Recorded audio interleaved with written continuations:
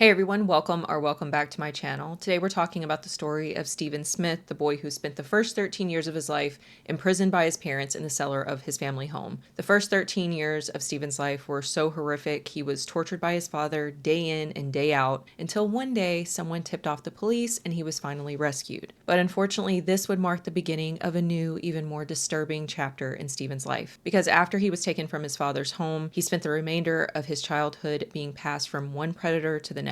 His first stop was the notorious Aston Psychiatric Hospital, and if you've ever heard of Aston Hall, you know that this was not a good place for anyone, but especially a child. Mark, very disturbing claims here that suggest yet again that the state has failed to protect children. Well, but the details of this do feel like the plot from a horror film. So this is part 2 of the Stephen Smith story. If you haven't watched part 1, I recommend doing that before watching this video. Part 1 is all about the first 13 years of Stephen's life spent locked in the cellar by his parents. And then today we're talking about the insanity that came after he was rescued. And just a warning, we will be talking about some very heavy stuff in this video. This one gets very, very dark. But before we get into the rest of Stephen's story, let's briefly talk about today's sponsor. This video is sponsored by Vessi. So the number one thing that I look for in a shoe these days is comfort. Bonus points if the shoe is also cute. Well, not only does Vessi offer really nice looking, super comfortable footwear, but all of their shoes are 100% waterproof. Vessi uses their patented Dymatex technology to make 100% waterproof footwear.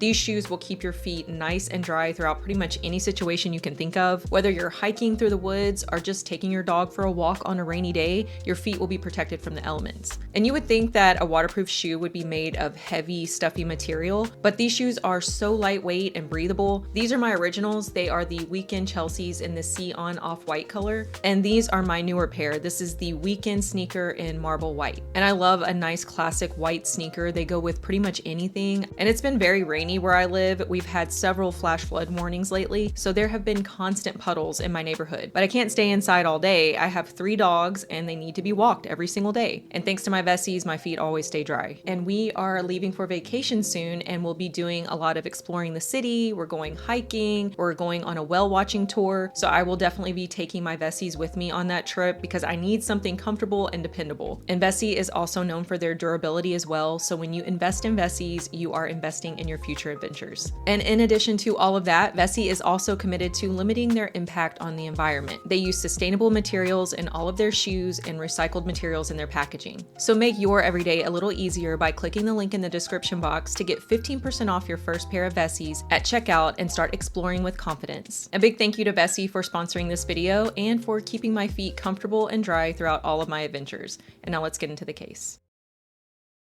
When we last talked about Stephen, he had just been taken from the cellar of his parents' home and he was brought to a place called Ashley House. This was a place that temporarily housed children who had come from troubled homes, abusive homes, and these children would often be fostered out to other families. And this is heartbreaking, but Stephen actually overheard one of the social workers say that he couldn't be fostered out because he was feral. She said he was not likely to ever fit in with a family because he didn't know what it was like to be a part of one. If there was anything that Stephen needed at this point, it was love and protection of a good family. He'd never had that his entire life, and unfortunately, he wasn't going to get it anytime soon. Because just a couple of weeks into Stephen's stay at Ashley House, Dr. Robinson, a psychiatrist, showed up to visit him. Now, Stephen knew Dr. Robinson. Remember, he was the psychiatrist that he had spoken to not long before he was rescued from the cellar. It's believed that Dr. Robinson or someone from his office are actually the ones who tipped off the police that Stephen was being held in the cellar. So Dr. Robinson knew Stephen's situation very well. Stephen had told him all about the abuse, the neglect at the home. He knew about the cellar. He knew about the broken bones,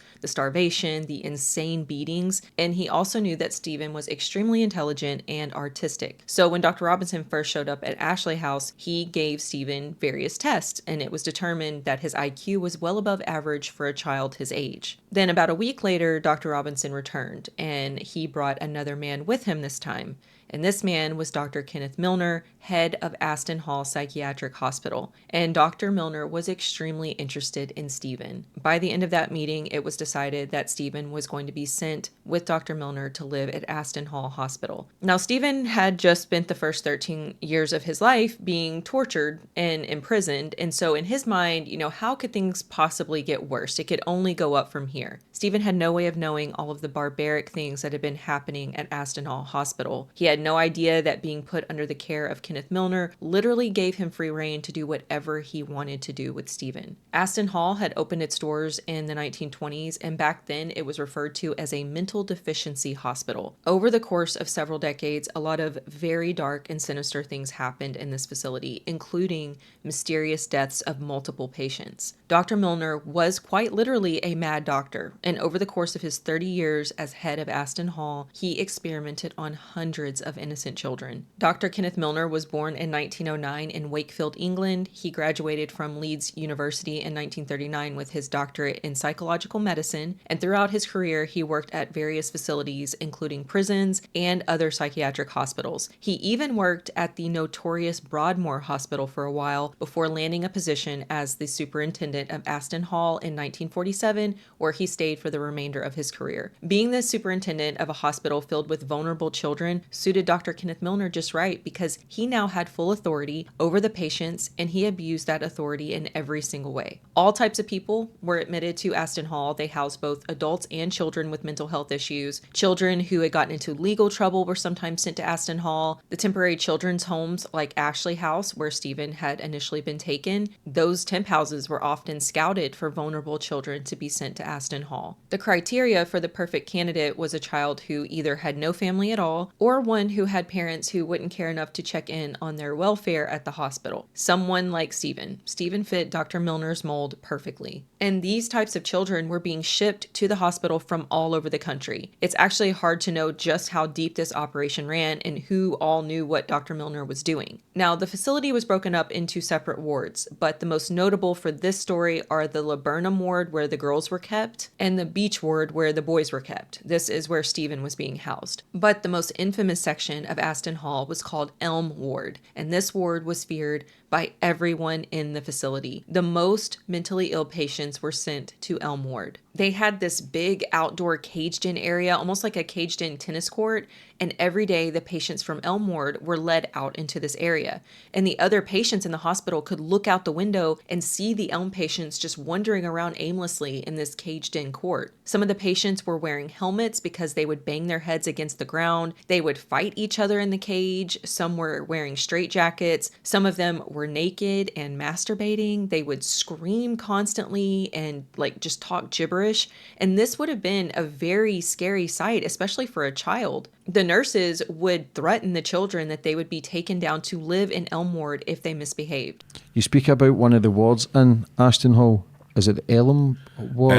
Elm, yeah. Elm, where the screams and people. Yeah. What was that ward like? It was exactly the same as Beach, the one I was in, except on the outside of it, imagine a tennis court size area with a tennis court wire mesh fence all the way around it and a tennis court wire mesh roof over the top of it. And out there, there'd be all day long, 24 hours a day, all you could hear from Elm was met, because it was all grown men by then. They were all outside screaming non-stop. They'd be sat there wanking non-stop. Some of them would be there naked, wandering around, some in straitjackets. Some of them fastened into the really big high-back chairs that they used to have, screaming. It was like a vision of bedlam. Mm-hmm. It was as scary as anything you could possibly imagine for young lads to be faced with that. And if you didn't toe the line in Beach, then the staff would say, right, well, carry on misbehaving, you're going to end up in there with them.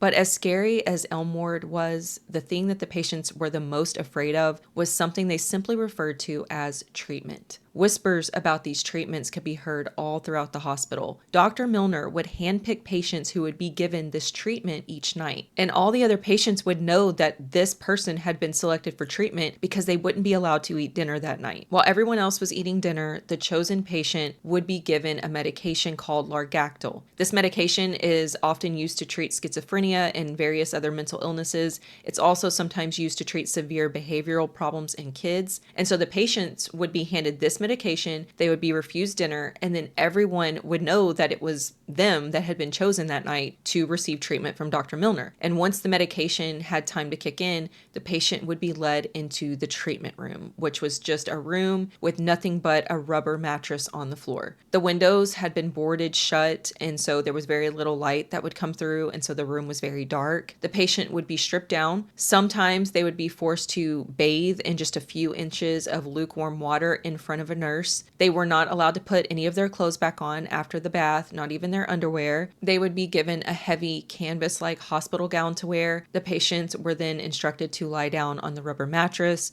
and then Dr. Milner would appear. He would administer an injection from a large needle. Then the patient's hands would be bound together with some bandages, and their knees would also be bound together. Now, at this point, the patient would be feeling extremely drowsy and relaxed from that injection, totally unable to fight against what was about to happen. Dr. Milner would then place a wire mask over the patient's face. The mask would have some gauze stuffed inside, and Dr. Milner would begin dripping a liquid onto the mask, which would soak into the gauze and then slowly drip down onto the patient's face. A small chair that Dr.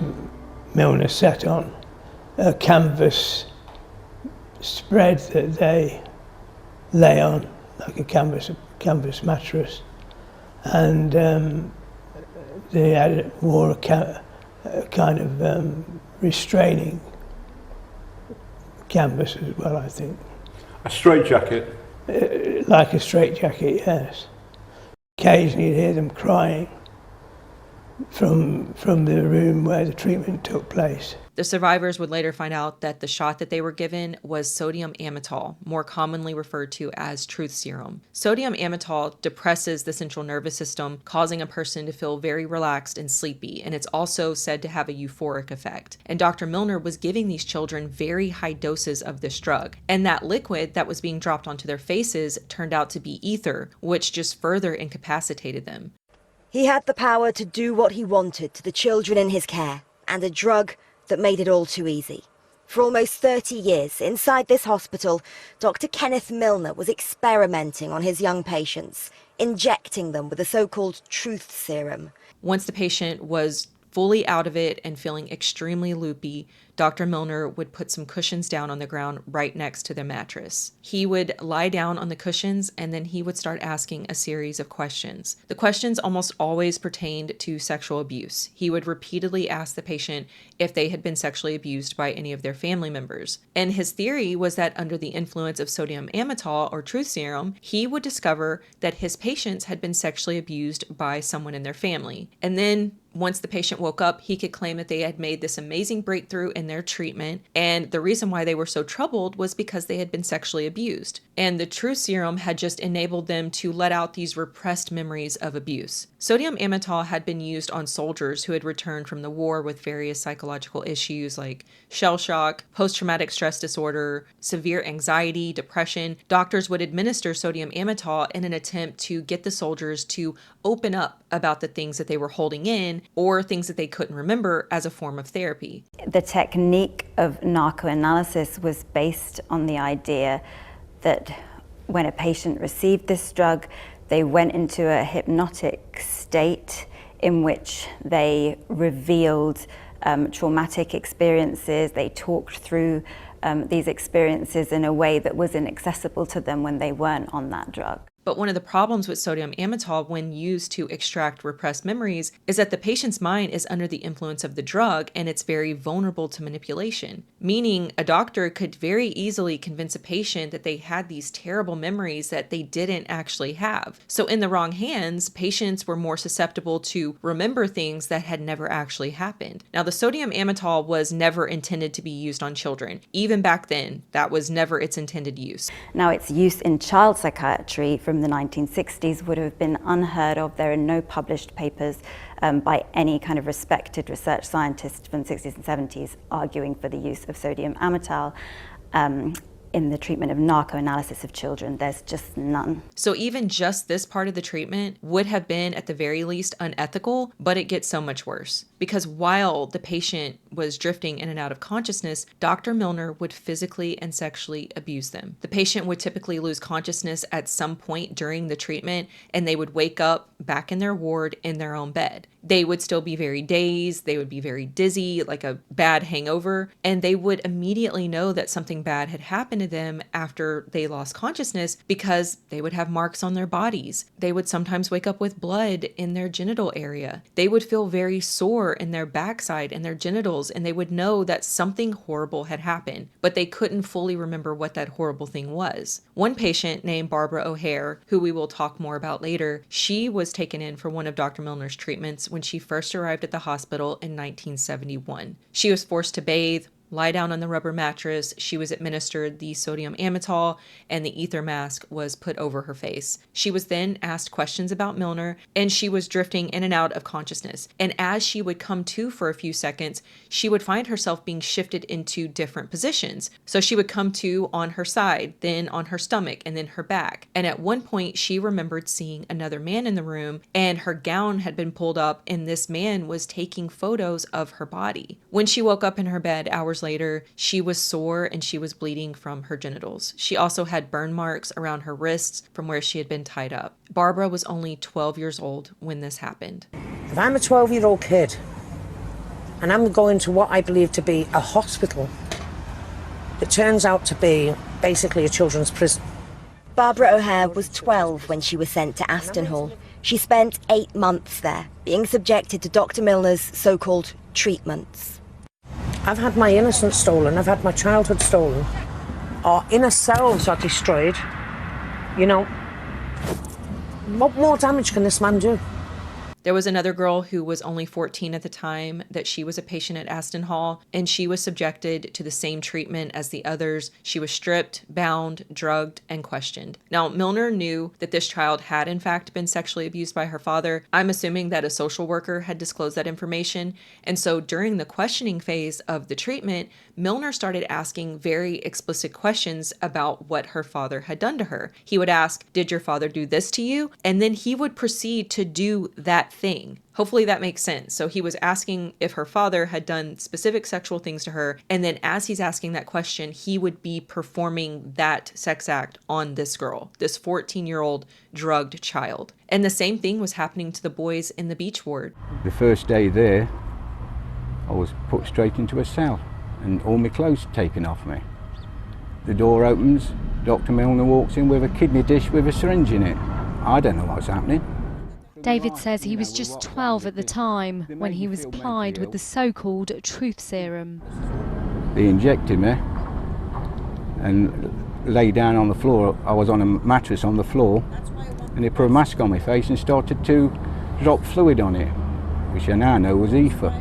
There are countless stories just like this. This was happening on an alarming scale. So when Stephen first arrived at Aston Hall, he started hearing about Dr. Milner's treatments, and he had made friends with some of the other boys in his ward, and many of them had been through treatment before. And they told Stephen a little bit about what had happened to them and what to expect if it ever happened to him. And then just 3 weeks after arriving at the hospital, Stephen was sitting in the dining hall, and as the staff was passing around the food to the other patients, they told Stephen that he wouldn't be fed because he had been chosen to receive treatment. He was then forced to take the Largactil, and then just a few hours later, he was being led to the treatment room by a nurse. And the same thing happened to Stephen that had happened to so many other kids before him. He was forced to strip down, totally naked. He was not given a gown to wear. He was just made to lie down, completely undressed. Milner came in, he gave him the injection of sodium amytal, he put the wire mask on him, and he started dripping the ether. He then bound Stephen's hands and knees together, and he started asking questions. Now, Stephen was extremely dizzy and drowsy, and so he is just like hanging on to consciousness by a thread.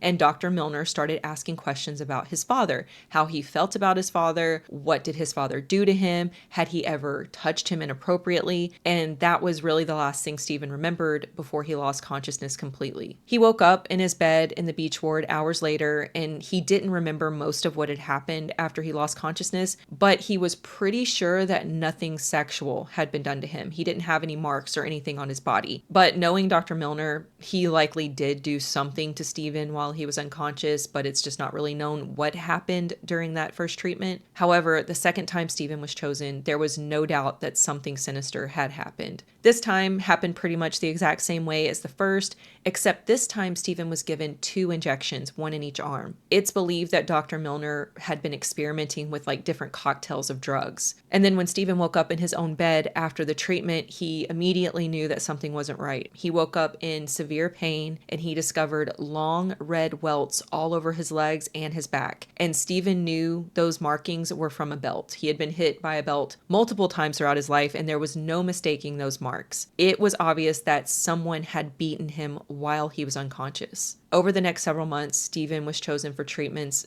several more times, and Milner did eventually start sexually assaulting Stephen during those treatments as well. Stephen would wake up sore and bleeding in places that made it very clear that he had been assaulted while he was unconscious. Things got so unbearable at Aston Hall that Stephen actually thought that being back in the cellar would be a better option than what he was currently going through, because even though his father had brutalized him and imprisoned him, he had never drugged and sexually assaulted him. That is how bad things were with Dr. Milner. This child wanted to be put back into his little dark, cold cellar just to get away from Dr. Milner. That is heartbreaking. What was the former nurse's view of Dr. Milner's work? As a person, he was a little bit like a Lord of the Manor. I haven't heard of anyone being very clear about it, actually, what he did. Were there doubts about his conduct in the hospital at the time when you were there? No. Would you have been in a position, or any of your colleagues have been in a position to say, "Doctor, stop this"? No. And if all of that wasn't bad enough, some patients actually died under very suspicious circumstances while they were under Milner's care. So the River Trent ran through the hospital grounds, and several patients had drowned in that river over the years. One patient was named Barry Wright, and he was 24 when he attempted to escape from Aston Hall back in 1959. Now, Barry was not required to stay at the hospital. He was actually allowed to leave whenever he wanted to, but for some reason, Barry was under the impression that he had to stay at Aston Hall, almost as if Dr. Milner and the staff were preventing him from leaving. It definitely seemed like they did not want Barry to leave for some reason. Maybe they didn't want him telling anyone what was going on in the hospital. Who knows? But one day in 1959, Barry managed to escape, and he started running until he came to the River Trent, and the hospital staff had started chasing him. And this is where the details surrounding Barry's death get very suspicious. So Barry was found drowned in the River Trent, but the hospital never notified his family. And when they hadn't heard from him in like 2 weeks, they started to ask questions. And it wasn't until they started to ask questions that the hospital finally had to admit that Barry was dead, and that they had buried him before informing his family that he had even died. His family was extremely upset. They were confused, mostly as to why they weren't told that their son was dead and his body hadn't been sent back home to them to be buried. The hospital claimed that they couldn't positively identify Barry at the time that they found his body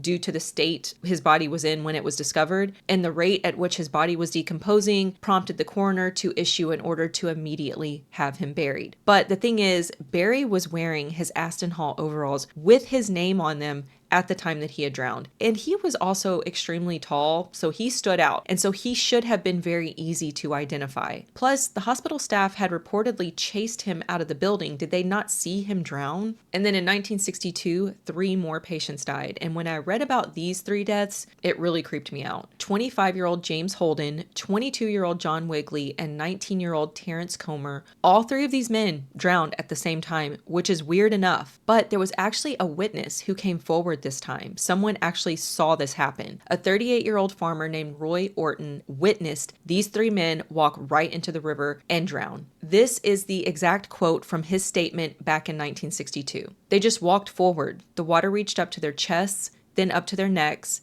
and they just continued walking until they disappeared. Some people believe that the men were under the influence of one of Dr. Milner's drug cocktails. He managed to get them into a zombie-like state, and then he told them to go drown themselves in the river. According to this witness, these men literally just kept walking until they were underwater, and they just never came back up. Were they so drugged that they didn't have the capacity to swim even if they had tried? And when the patients weren't being abused by Milner, they were being physically abused by some of the other staff members. The children would be taken into bathrooms and beaten by the nurses. Social workers were constantly showing up at Aston Hall to check on the kids, and some of the patients would tell the social workers what was going on, but they were basically ignored. And if anyone did ever question anything, Dr. Milner would just make the kids out to be crazy. Basically, he was like, who are you going to believe? A mentally ill kid who is a patient at a psychiatric hospital or a renowned psychiatrist like me? And so nothing was ever done. What Dr. Milner did completely ruined the lives of some of these patients and their families. Some of the former patients have died by suicide. Some have fallen heavily into drugs and alcohol. One girl underwent Milner's treatment, and after several sessions, she was convinced by Dr. Milner that she had revealed to him that her father had been sexually abusing her, which completely shocked this girl because she had no recollection of her father ever doing anything inappropriate to her. Apparently, this girl had had several treatments, like 9 or 10 treatments, and she had always denied that anything inappropriate had ever happened to her. But according to Milner, she had finally admitted that her father had been abusing her. After that session, this girl remembers Dr. Milner telling her that she had been a tough nut to crack, but they had finally had their breakthrough. And like I said, she did not remember anything inappropriate happening to her ever,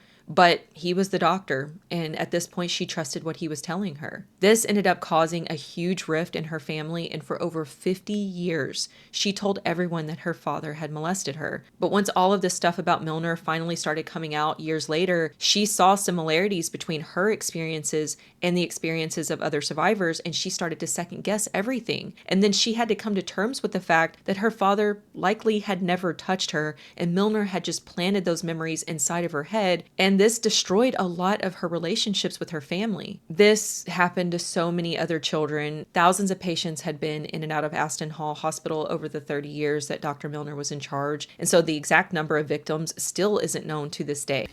This is actually linked, though, to other child abuse scandals here in the East Midlands. Yeah, it is. You'll remember Operation Equinox in Nottinghamshire, that huge police inquiry into historical abuse in children's homes. Now, that's seen something like 800 allegations, 350 survivors. Now, some of those victims say they were also sent to Aston Hall. And Stephen had to endure this hell for a year and a half, having to go through treatment every week, sometimes twice a week. He was constantly being drugged and then completely violated. And then in May of 1976, a social worker turned up at the hospital and told Stephen that he was finally leaving. And Stephen was over the moon because he truly did not think that his life could get any worse. That's what he thought, but he was very wrong, because Stephen was then taken to a place called St. William's Catholic School in a small town called Market Wheaton, and this is where his final days of hell were spent. St. William's was a Catholic school that opened its doors in 1965, and it was ran by the De La Salle Brotherhood of Monks. In 1933, the facility became a school for boys who had been in trouble with the law, and then eventually in the 1970s, they also started taking in boys who were in the care of local authorities. So someone like Stephen. One of the monks from the order would always be assigned as headmaster of the school, and while Stephen was attending, the headmaster was a monk named Brother James Carragher, and this man is one of the worst predators I have ever researched. The level of abuse occurring within this place is absolutely insane. So Stephen arrives at St. William's, and at first, he's just happy to be out of Aston Hall and away from Dr. Milner.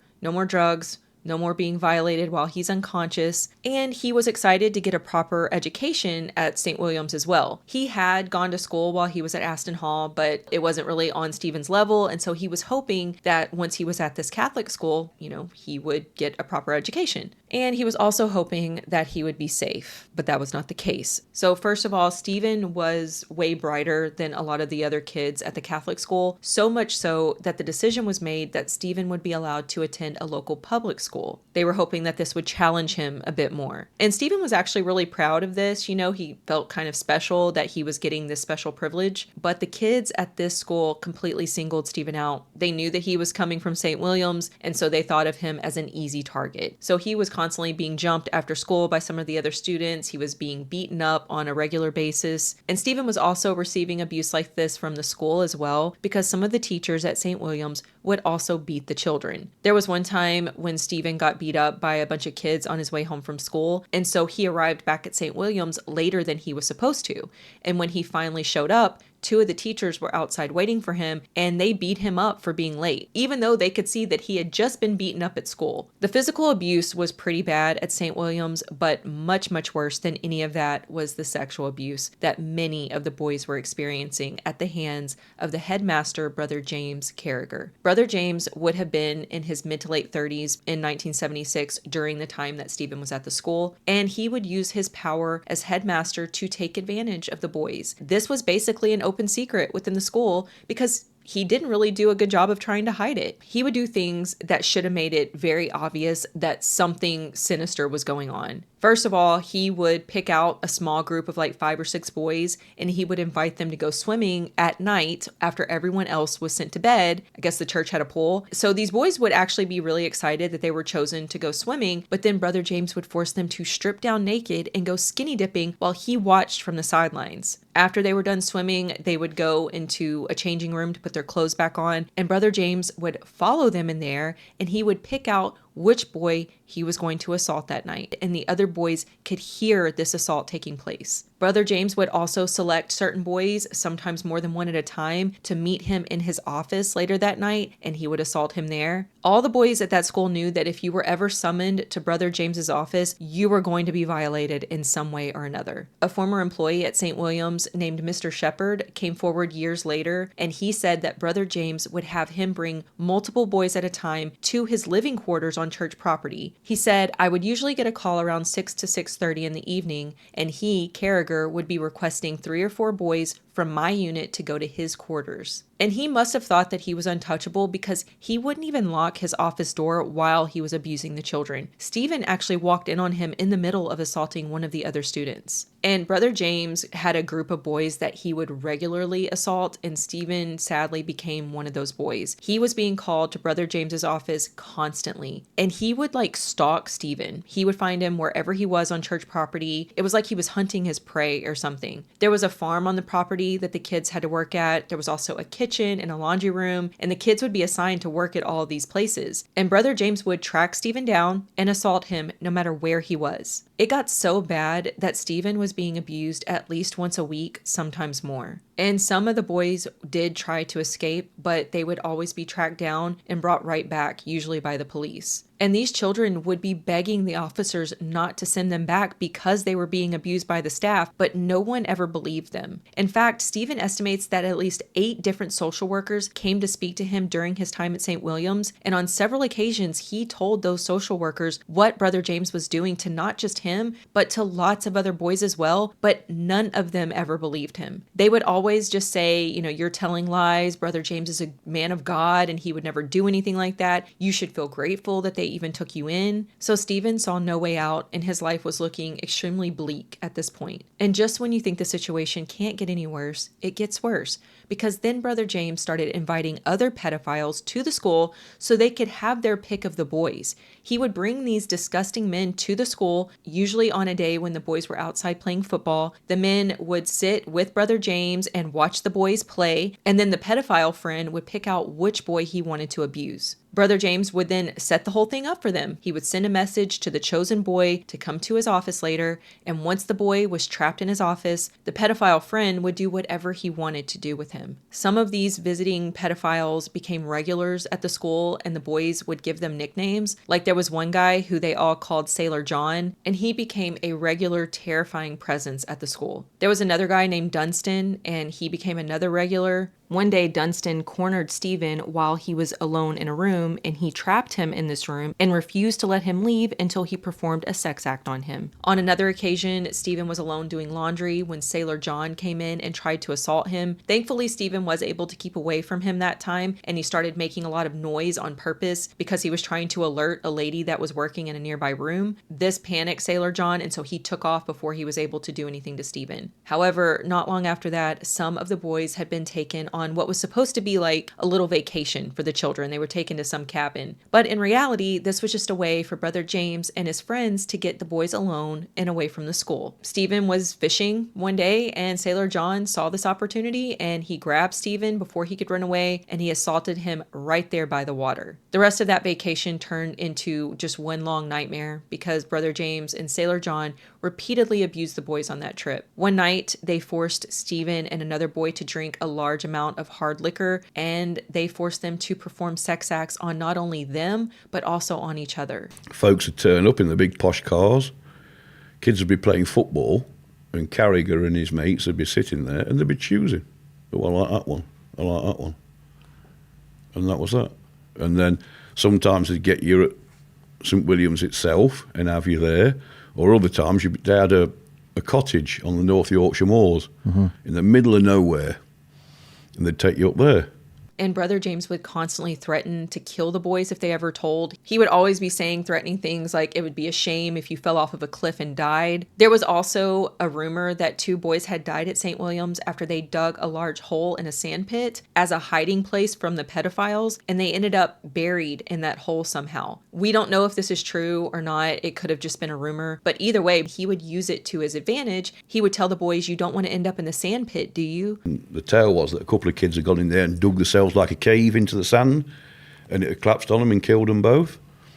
Carragher's tale was that he used to tell everybody was, I buried them in that sand and you can join them. Brother James had turned St. William's into a safe haven for pedophiles. These predators could literally go to St. William's and shop for the boy that they wanted to violate, and then they were provided a safe space to carry it out. Stephen has described St. William's as a pedophile's sweet shop. This place was a house of horrors. I still been punished to this day, and he can forget it.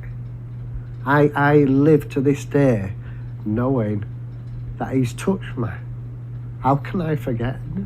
I can't. These boys had no one looking out for them, no one believed them, and they knew they were on their own, and if Brother James wanted to kill them, he probably could. This place was crawling with predators, and those boys were never, ever safe, not for 1 second, and they lived in fear day in and day out, and they could not see an escape. And why was no one questioning why these random men were showing up on school property, hanging around, watching the teenage boys play football? You cannot convince me that most, if not all, of the other staff members and monks did not know that this was happening. I know at least one member of the church who definitely knew it was happening because he was in on the whole thing, and that was the priest of the church, Father Anthony McCallan, also known to the children as the Black Spider. Father McCallan would lure boys to his living quarters for tea, and then he would assault them. One man later came forward and said that when he was a child, he had been helping Father McCallan clean up around the church when he suddenly told the boy to remove his clothes so he could check to make sure he was healthy. The boy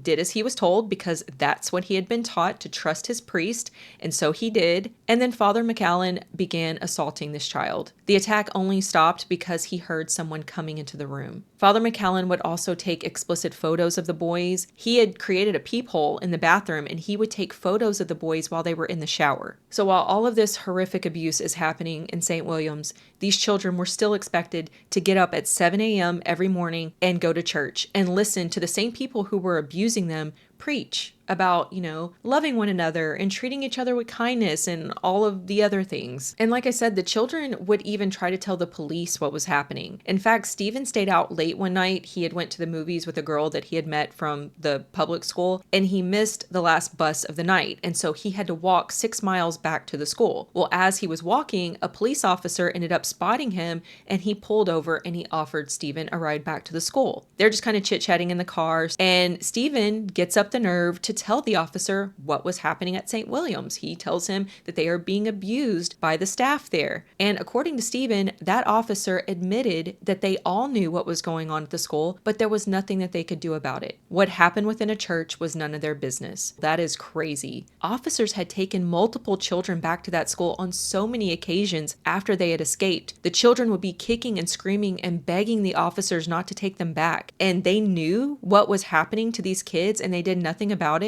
That is extremely disturbing. And how did these officers sleep at night knowing that they had just hand-delivered a victim back into the hands of a bunch of predators? So this was Stephen's life for about 2 years. It was a nonstop series of assaults committed by Brother James and his pedophile friends. And then one day a social worker showed up to tell Stephen that his father was dead. Albert had been in the hospital with a brain tumor and he had died. And now Stephen is an orphan because his mother had actually died back when he was still a patient at Aston Hall. I'm not really sure what her cause of death was. Stephen was not sad when either of his parents died, but when his father died, he actually felt angry because he had fantasized about finding Albert and killing him one day because he wanted revenge, not just for what happened in the cellar for the first 13 years of his life, but for where he ended up after he was taken out of the cellar. He ultimately blamed Albert for the abuse that he had suffered at Aston Hall and St. William's, because if he hadn't been such a terrible abusive parent, Stephen wouldn't have ended up in the system. And at this point, he also gets an update on his 3 siblings. Remember back in part 1, the other 3 siblings were put into foster care. Well, they stayed in foster care for a while, but eventually Albert remarried, and when he remarried, the courts gave him his 3 children back. And so once again, Stephen felt singled out because he wondered why he had been left to rot in the system while his siblings were sent home. Granted, we don't know how his siblings' lives turned out. Like, we don't have a lot of information on them. We know that Albert was a monster. He was likely abusing them as well. But finally, for the first time ever in his life, Stephen was about to get some good news. He was finally leaving St. William's, and his social worker even found him a little flat, and they found him a job working at a flour mill. Stephen was finally free, and he was in control of his own life for the first time ever. He never reconnected with his siblings. He did run into his brother Andrew about a year or so after he was released from St. William's. He saw him standing at a bus stop, and he happened to recognize him. So Stephen approached him, and he tried to kind of catch up with him, but he could tell that Andrew had zero interest in talking to him. So that was that. He never heard from any of his siblings ever again. And these days, Stephen seems to be doing really well. He is an artist. He's done amazing pieces for people all over the world. And while Stephen was still a patient at Aston Hall, one of the only nice staff members named Mr. Bradbury, I'm not sure if that was his real name or not, but he introduced Stephen to music. He brought him a record player. They would listen to heavy metal bands, and this kicked off Stephen's lifelong love for music. And he is now the lead vocalist in a band called Captain Starfighter in the Lockheeds. He built a boat, and he and his wife Gail live on the boat. He has 4 children, and he's very, very close with his children, and he's just like living his best life. If I was in any way balmy now or screwed up by what they did to me, then Carragher, sat in his cell, has got another victory over me. Even from all them years ago, he's got yet another victory, and I'm not going to give him that. And Milner in hell or wherever he is looking down, if I let it think that he's affected me for all my life and screwed me up, then he's got another victory. And I'm not, they had their victories up until I was 17. No more. And now we need to talk about the fate of some of the horrible people that we have talked about in this video. Dr. Kenneth Milner retired from Aston Hall in 1975, and he died in 1976, meaning that he was able to escape justice in the end. However, in 2015, police opened an investigation into Aston Hall Hospital and Dr. Milner after several people came forward with near identical allegations. The whistleblower was Barbara O'Hare, one of the patients that we discussed earlier in the video. She was the first person to come forward with her story. She created a Facebook page for the survivors of Aston Hall, and before she knew it, all of these former patients were joining the group, and they were sharing their own horrific stories. Barbara had initially reported the abuse back in 2011, but when all these other people came forward with the same story, the police couldn't ignore it any longer. Back in 2011, one of this doctor's victims went to the police. Why didn't the police do anything at that point? Well, at that time, that was the first Derbyshire Police knew about it, 2011. We did do something about it. We spoke to the victim, we listened to her account. It amounted to a physical abuse. But we also established at that time that Dr. Milner had been deceased for many years. So you would take the same decision now in the same circumstances? Well, hindsight's great. We're at the end of an investigation now, but I would say that it was a proportionate decision to make. More than 100 survivors came forward with allegations against Milner, and after a very lengthy investigation, it was determined that there was evidence to back up those allegations. And if Dr. Milner were still alive today, it was determined that he would have been questioned and, I believe, likely charged in this case. Police say they're treating 65 people as victims, and it's likely Kenneth Milner wasn't the only abuser. There've been allegations about other staff at Aston Hall too. Who they are, whether they're still alive, isn't clear. Police claim records from the time don't contain sufficient information to identify them all. It was important for the police to investigate, despite knowing from the outset that Dr. Milner had died many years prior. The investigation has concluded that had Dr. Milner been alive today, he would have been interviewed as a suspect under caution. The survivors were all supposed to receive compensation and an apology from the government, but I'm not 100% sure what has happened with that. Aston Hall was officially shut down in 2004, and it has been demolished. There are now apartment buildings on that property. It's a period of recovery, and it's going to be probably the rest of my life is going to be a period of recovery. There'll never be closure. Your childhood is stolen, and you can't replace it. But the conclusion of the St. William saga is much more satisfying because the main perpetrators in that case were still very much alive. So first of all, St. William's closed down in 1992, and over the years, more than 200 men have come forward with allegations of abuse at St. William's. What he's done and what he's made me do in life is I hate myself. Sometimes I hate myself for what I've done. But I always hated myself for what I've done because I always thought it was me who was guilty. It wasn't me who was guilty. I know today, and that's why I'm here today, to talk about it. It's not me. It's my doctor said I've had to go and see doctors. It's Nigel. It ain't you. It's him. He's a predator, and I just cannot forgive him. I cannot.